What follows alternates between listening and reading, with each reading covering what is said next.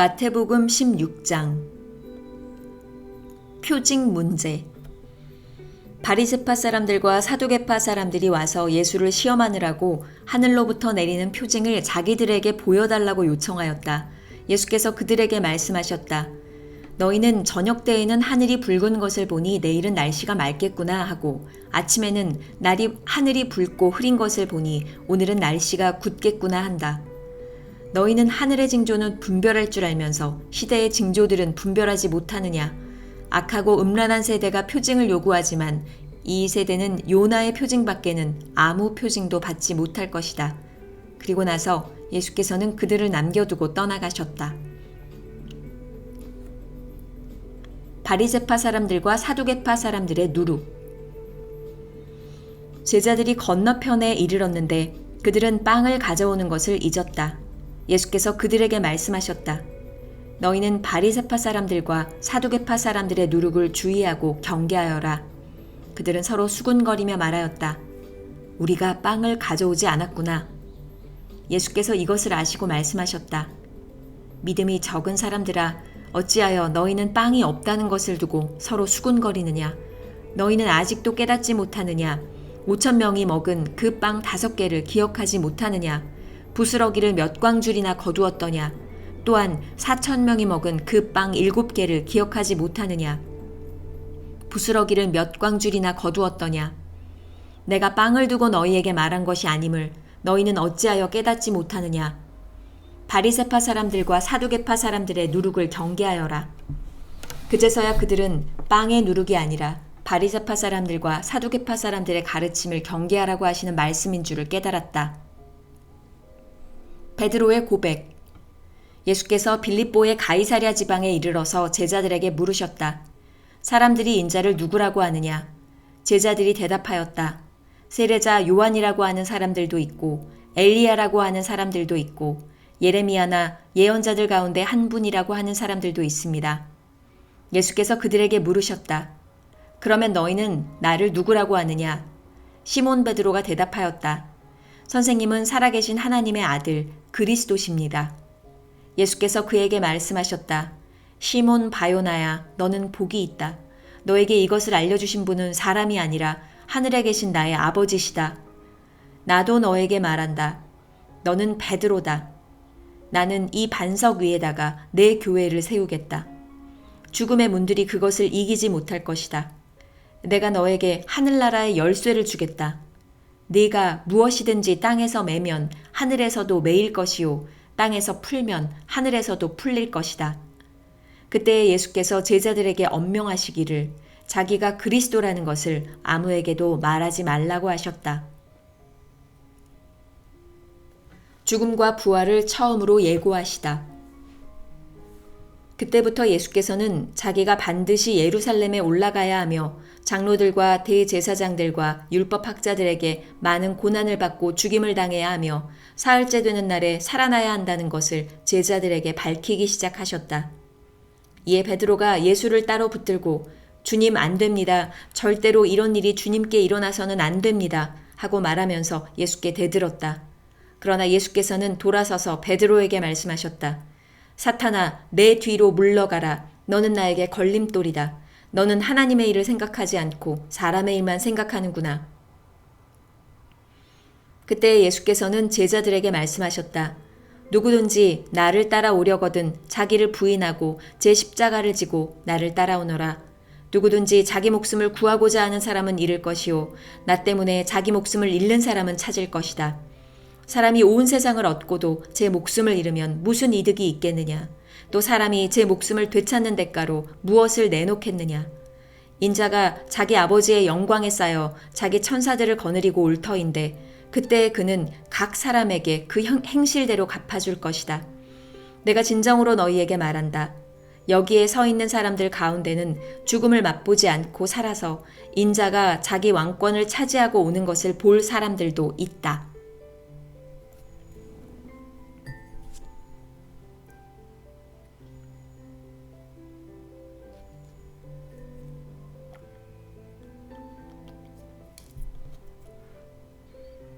마태복음 17장. 예수의 변모. 그리고 엿새 뒤에 예수께서는 베드로와 야고보와 그의 동생 요한을 따로 데리고서 높은 산에 올라가셨다. 그런데 그들이 보는 앞에서 그의 모습이 변하였다. 그의 얼굴은 해와 같이 빛나고 옷은 빛과 같이 희게 되었다. 그리고 모세와 엘리야가 그들에게 나타나더니 예수와 더불어 말을 나누었다. 그때 베드로가 예수께 말하였다. 선생님, 우리가 여기에 있는 것이 좋습니다. 원하시면 제가 여기에다가 초막을 셋 지어서 하나에는 선생님을, 하나에는 모세를, 하나에는 엘리야를 모시도록 하겠습니다. 베드로가 아직도 말을 하고 있는데 갑자기 빛나는 구름이 그들을 뒤덮었다. 그리고 구름 속에서 이는 내 사랑하는 아들이다. 나는 그를 좋아한다. 너희는 그의 말을 들어라 하는 소리가 들려왔다. 제자들은 이 말을 듣고서 얼굴을 땅에 대고 엎드렸으며 몹시 두려워하였다. 예수께서 가까이 오셔서 그들에게 손을 대시고 말씀하셨다. 일어나거라. 두려워하지 말아라. 그들이 눈을 들어서 보니 예수 밖에는 아무도 없었다. 그들이 산에서 내려올 때에 예수께서 그들에게 명하셨다. 인자가 죽은 사람들 가운데서 살아날 때까지는 그 광경을 아무에게도 말하지 말아라. 제자들이 예수께 물었다. 그런 때에 율법학자들은 어찌하여 엘리야가 먼저 와야 한다고 합니까? 예수께서 대답하셨다. 확실히 엘리야가 와서 모든 것을 회복시킬 것이다. 내가 너희에게 말한다. 엘리야는 이미 왔다. 그러나 사람들이 그를 알지 못하고 그를 함부로 대하였다. 인자도 이와 같이 그들에게 고난을 받을 것이다. 그제서야 비로소 제자들은 예수께서 세례자 요한을 두고 하신 말씀인 줄을 깨달았다. 귀신 들린 아이를 고치시다.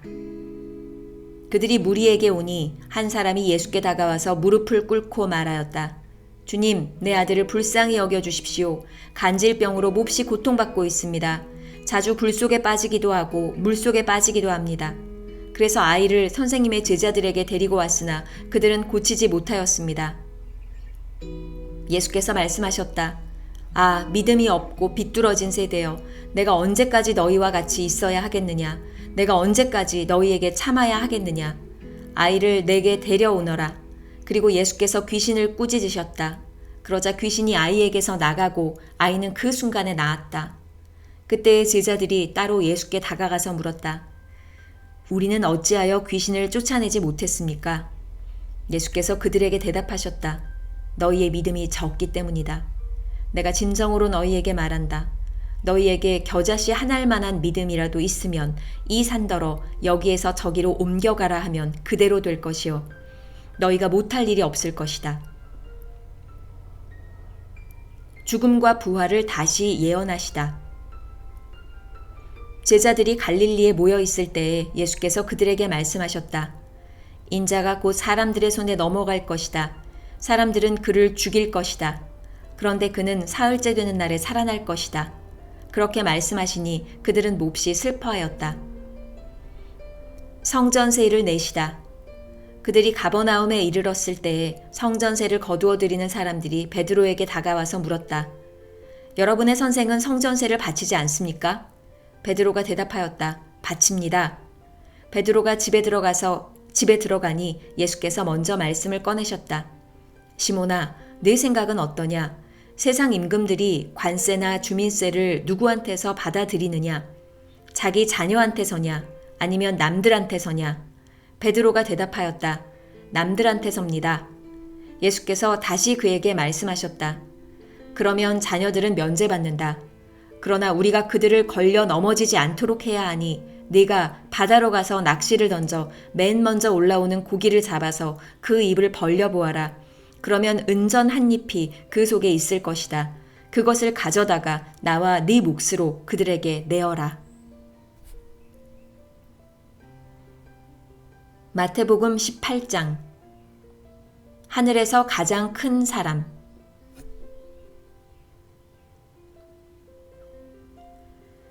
그때 제자들이 예수께 다가와서 물었다. 하늘나라에서는 누가 가장 큰 사람입니까? 예수께서 어린이 하나를 곁으로 불러서 그들 가운데 세우시고 말씀하셨다. 내가 진정으로 너희에게 말한다. 너희가 돌이켜서 어린이들과 같이 되지 않으면 절대로 하늘나라에 들어가지 못할 것이다. 그러므로 누구든지 이 어린이와 같이 자기를 낮추는 사람이 하늘나라에서는 가장 큰 사람이다. 또 누구든지 내 이름으로 이런 어린이 하나를 영접하면 나를 영접하는 것이다. 죄의 유혹. 나를 믿는 이 작은 사람 가운데서 하나라도 걸려 넘어지게 하는 사람은 누구라도 차라리 그 목에 큰 맷돌을 달고 깊은 바다에 빠지는 편이 낫다. 사람을 걸려 넘어지게 하는 일 때문에 세상에는 화가 있다. 걸려 넘어지게 하는 일이 없을 수는 없으나 걸려 넘어지게 하는 일을 일으키는 그 사람에게는 화가 있다. 네 손이나 발이 너를 걸려 넘어지게 하거든 그것을 찍어서 내버려라. 네가 두 손과 두 발을 가지고 영원한 불 속에 들어가는 것보다는 차라리 손이나 발 없는 채로 생명에 들어가는 편이 낫다. 또 네 눈이 너를 걸려 넘어지게 하거든 빼어버려라. 네가 두 눈을 가지고 불붙는 지옥에 들어가는 것보다는 차라리 한 눈으로 생명에 들어가는 편이 낫다. 잃은 양의 비유. 너희는 이 작은 사람들 가운데서 한 사람이라도 업신여기지 않도록 조심하여라. 내가 너희에게 말한다. 하늘에서 그들의 천사들이 하늘에 계신 내 아버지의 얼굴을 늘 보고 있다. 너희는 어떻게 생각하느냐? 어떤 사람에게 양 100마리가 있는데 그 가운데 한 마리가 길을 잃었다고 하면 그는 99마리를 산에다 남겨두고서 길을 잃은 그 양을 찾아 나서지 않겠느냐? 내가 너희에게 말한다. 그가 그 양을 찾으면 길을 잃지 않은 99마리 양보다 오히려 그 한 마리 양을 두고 더 기뻐할 것이다. 이와 같이 이 작은 사람들 가운데서 하나라도 망하는 것은 하늘에 계신 너희 아버지의 뜻이 아니다. 용서하라. 내 형제가 너에게 죄를 짓거든 가서 단 둘이 있는 자리에서 그에게 충고하여라. 그가 너의 말을 들으면 너는 그 형제를 얻은 것이다. 그러나 듣지 않거든 한두 사람을 더 데리고 가거라. 그가 하는 모든 말을 두세 증인의 입을 빌어서 확정지으려는 것이다. 그러나 그 형제가 그들의 말도 듣지 않거든 교회에 말하여라. 교회의 말조차 듣지 않거든 그를 이방 사람이나 세리와 같이 여겨라. 내가 진정으로 너희에게 말한다. 무엇이든지 너희가 땅에서 매는 것은 하늘에서도 매일 것이요 땅에서 푸는 것은 하늘에서도 풀릴 것이다. 내가 진정으로 거듭 너희에게 말한다. 땅에서 너희 가운데 두 사람이 합심하여 무슨 일이든지 구하면 하늘에 계신 내 아버지께서 그들에게 이루어 주실 것이다. 두세 사람이 내 이름으로 모여 있는 자리, 거기에 내가 그들 가운데 있다. 용서할 줄 모르는 종의 비유. 그때 베드로가 예수께 다가와서 말하였다. 주님, 내 형제가 나에게 자꾸 죄를 지으면 내가 몇 번이나 용서하여 주어야 합니까? 7번까지 하여야 합니까? 예수께서 대답하셨다. 7번만이 아니라 70번을 7번이라도 하여야 한다. 그러므로 하늘나라는 마치 자기 종들과 셈을 가리려고 하는 어떤 왕과 같다. 왕이 셈을 가리기 시작하니 10,000달란트 빚진 종 하나가 왕 앞에 끌려왔다. 그런데 그는 빚을 갚을 돈이 없으므로 주인은 그 종에게 자신과 그 아내와 자녀들과 그 밖에 그가 가진 것을 모두 팔아서 갚으라고 명령하였다. 그랬더니 종이 그 앞에 무릎을 꿇고 참아주십시오. 다 갚겠습니다. 하고 애원하였다. 주인은 그 종을 가엾게 여겨서 그를 놓아주고 빚을 없애주었다.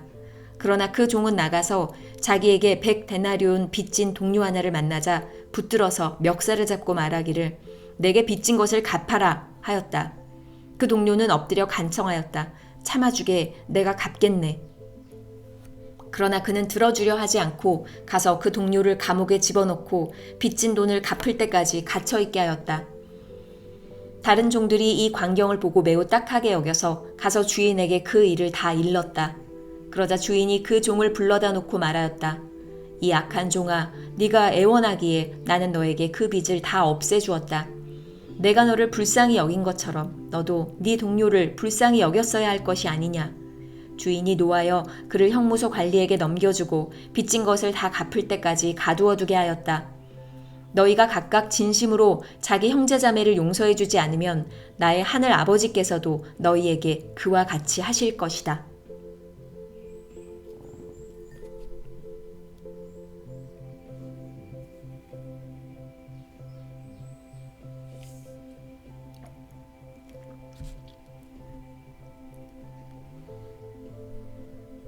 마태복음 19장 이혼 문제. 예수께서 이 말씀을 마치시고 갈릴리를 떠나서 요단강 건너편 유대지방으로 가셨다. 많은 무리가 예수를 따라왔다. 예수께서는 거기서 그들을 고쳐주셨다. 바리새파 사람들이 예수께 다가와서 그를 시험하려고 물었다. 무엇이든지 이유만 있으면 남편이 아내를 버려도 됩니까? 예수께서 대답하셨다. 사람을 창조하신 분이 처음부터 그들을 남자와 여자로 지으셨다는 것과 그리고 그가 말씀하시기를 그러므로 남자는 아버지와 어머니를 떠나서 자기 아내와 합하여서 둘이 한 몸이 될 것이다 하신 것을 너희는 아직 읽어보지 못하였느냐? 그러므로 그들은 이제 둘이 아니라 한 몸이다. 하나님이 짝지어 주신 것을 사람이 갈라놓아서는 안 된다. 그들이 예수께 말하였다. 그러면 어찌하여 모세는 이혼 증서를 써주고 아내를 버리라고 명령하였습니까? 예수께서 대답하셨다. 모세는 너희의 마음이 완악하기 때문에 아내를 버리는 것을 허락하여 준 것이지 본래부터 그랬던 것은 아니다. 내가 너희에게 말한다. 음행한 까닭이 아닌데도 아내를 버리고 다른 여자에게 장가드는 사람은 누구나 간음하는 것이다. 제자들이 예수께 말하였다. 남편과 아내 사이가 그러하다면 차라리 장가들지 않는 것이 좋겠습니다. 예수께서 그들에게 말씀하셨다. 누구나 다 이 말을 받아들이지는 못한다. 다만 타고난 사람들만이 받아들인다. 모태로부터 그렇게 태어난 고자도 있고 사람이 고자로 만들어서 된 고자도 있고 또 하늘나라 때문에 스스로 고자 된 사람도 있다. 이 말을 받아들일 수 있는 사람은 받아들여라. 어린이를 축복하시다. 그때 사람들이 예수께 어린이들을 데리고 와서 손을 얹어서 기도하여 주시기를 바랐다. 그런데 제자들이 그들을 꾸짖었다. 그러나 예수께서 말씀하셨다. 어린이들이 내게 오는 것을 허락하고 막지 말아라. 하늘나라는 이런 어린이들의 것이다. 그리고 그들에게 손을 얹어주시고 거기에서 떠나셨다. 부자 젊은이. 그런데 한 사람이 예수께 다가와서 물었다. 선생님, 내가 영원한 생명을 얻으려면 무슨 선한 일을 해야 합니까? 예수께서 그에게 말씀하셨다. 어찌하여 너는 나에게 선한 일을 묻느냐? 선한 분은 한 분이다. 네가 생명에 들어가기를 원하면 계명들을 지켜라. 그 예수께 물었다. 어느 계명들을 지켜야 합니까? 예수께서 대답하셨다. 살인하지 말아라. 간음하지 말아라. 도둑질하지 말아라. 거짓 증언을 하지 말아라. 아버지와 어머니를 공경하여라. 그리고 네 이웃을 내 몸과 같이 사랑하여라. 그 젊은이가 예수께 말하였다. 나는 이 모든 것을 다 지켰습니다. 아직도 무엇이 부족합니까? 예수께서 그에게 말씀하셨다. 네가 완전한 사람이 되려고 하면 가서 네 소유를 팔아서 가난한 사람에게 주어라. 그리하면 네가 하늘에서 보화를 차지하게 될 것이다. 그리고 와서 나를 따라라. 그러나 그 젊은이는 이 말씀을 듣고 근심을 하면서 떠나갔다. 그에게는 재산이 많았기 때문이다. 예수께서 제자들에게 말씀하셨다. 내가 진정으로 너희에게 말한다. 부자는 하늘나라에 들어가기가 어렵다. 내가 다시 너희에게 말한다. 부자가 하나님 나라에 들어가는 것보다 낙타가 바늘기로 지나가는 것이 더 쉽다. 제자들이 이 말씀을 듣고 깜짝 놀라서 말하였다. 그러면 누가 구원을 얻을 수 있습니까? 예수께서 그들을 눈여겨보시고 말씀하셨다. 사람은 이 일을 할 수 없으나 하나님은 무슨 일이나 다 하실 수 있다. 이 말씀을 듣고 베드로가 예수께 말하였다. 보십시오. 우리는 모든 것을 버리고 선생님을 따랐습니다. 그러니 우리가 무엇을 받겠습니까? 예수께서 그들에게 말씀하셨다. 내가 진정으로 너희에게 말한다. 새 세상에서 인자가 자기의 영광스러운 보좌에 앉을 때에 나를 따라온 너희도 12 보좌에 앉아서 이스라엘 12지파를 심판할 것이다.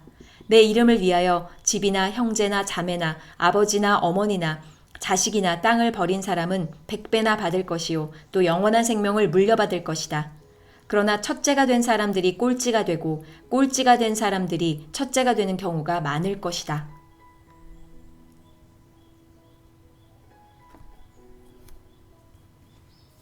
자, 20장. 마태복음 20장. 포도원의 품꾼들. 하늘나라는 자기 포도원에서 일할 일꾼을 고용하려고 이른 아침에 집을 나선 어떤 포도원 주인과 같다. 그는 품삯을 하루에 한 데나리온으로 일꾼들과 합의하고 그들을 자기 포도원으로 보냈다. 그리고서 9시쯤에 나가서 보니 사람들이 장터에 빈둥거리며 서 있었다. 그는 그들에게 말하기를 여러분도 포도원에 가서 일을 하시오. 적당한 품삯을 주겠소 하였다. 그래서 그들이 일을 하러 떠났다. 주인이 다시 12시와 오후 3시쯤에 나가서 그렇게 하였다. 오후 5시쯤에 주인이 또 나가보니 아직도 빈둥거리고 있는 사람들이 있어서 그들에게 왜 당신들은 온종일 이렇게 하는 일 없이 빈둥거리고 있소? 하고 물었다. 그들이 그에게 대답하기를 아무도 우리에게 일을 시켜주지 않아서 이러고 있습니다. 하였다. 그래서 그는 당신들도 포도원에 가서 일을 하시오. 하고 말하였다.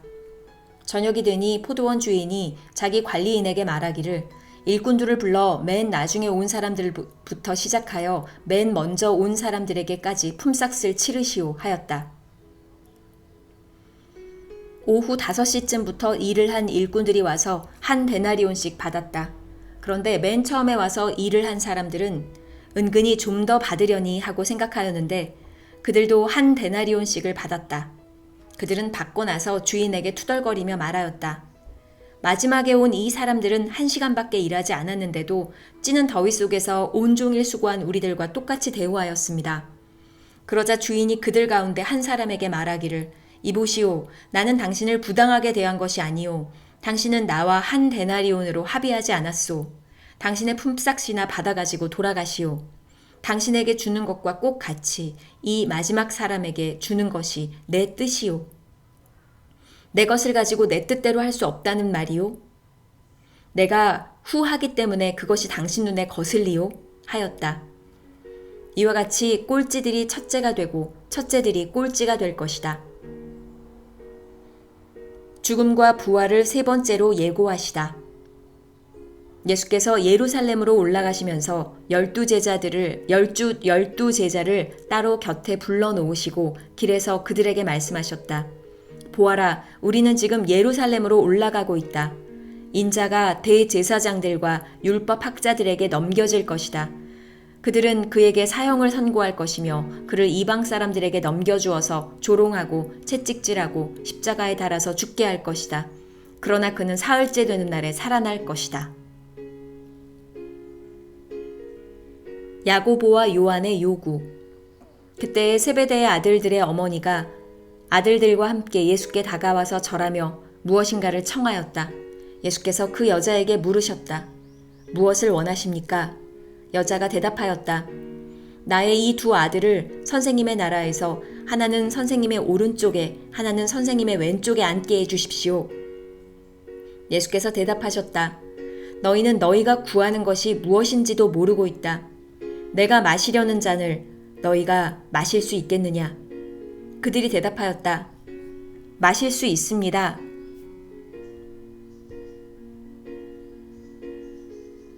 예수께서 그들에게 말씀하셨다. 정말로 너희는 나의 잔을 마실 것이다.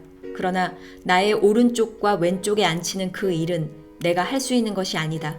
그 자리는 내 아버지께서 정해놓으신 사람들에게 돌아갈 것이다.